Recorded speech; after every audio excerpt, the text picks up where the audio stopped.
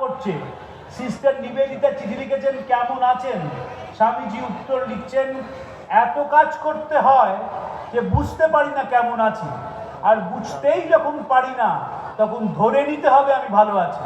যখন এই কথাটা লিখছেন তখন আনট্রিটেড ডায়াবেটিস, 2টো কিডনি নষ্ট করে দিয়েছে, একটা চোখ নষ্ট করে দিয়েছে, 2বার হার্ট অ্যাটাক হয়ে গেছে, পা ফুলছে, মৃত্যুর জন্য অপেক্ষা করছে। বলছেন এত কাজ করতে হয়। কার জন্য কাজ?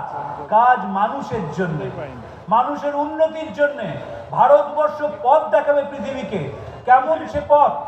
জড়ের শক্তিতে নয়, চৈতন্যের শক্তিতে ভারতবর্ষ বেঁচে উঠবে। যারা জড় সভ্যতার মধ্যে আছেন, পাশ্চাত্যে আছেন, আমরা তো শুধু রাস্তাঘাট থেকে চলে আসি, মানুষগুলোর সঙ্গে কথা বলা যায়, বোঝা যায় কি অন্তরের বুভুক্ষা। ওই জড় সভ্যতা, ওই শারীরিক আয়েস কিছু করতে পারেনি। তারা বারবার ভারতবর্ষের দিকে তাকাচ্ছে এবং পাশ্চাত্যের মানুষ বলছে বিবেকানন্দ হচ্ছেন গুরু to the world, Guru of the world নয়, টু দ্য ওয়ার্ল্ড। তিনি বিশ্বগুরু। কেন বিশ্বগুরু? কারণ তিনি মানুষকে নতুন করে বাঁচতে শেখান, ভালোবাসতে শেখান, তত্তর করে জীবন তৈরি বেয়ে সামনের দিকে এগিয়ে যাওয়াতে শেখান। আর যা কিছু নেতিবাচক সব পিছনে পড়ে থাক, তিনি সে কি বলেন। এসেছিলেন ওকাকুরা বিবেকানন্দের সঙ্গে দেখা করতে 1901 সালে।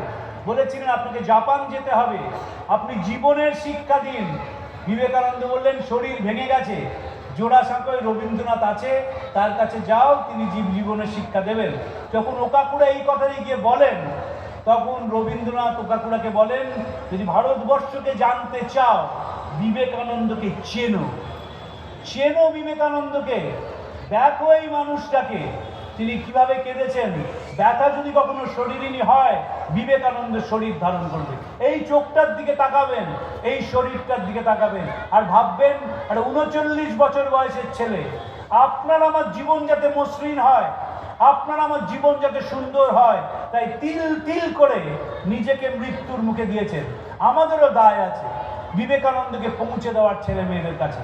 তরুণ তরুণীরা এখন অনেক বেশি স্মার্ট, কারণ তাদের হাতের মধ্যে টেকনোলজি, শিক্ষা বেড়েছে তাদের মধ্যে।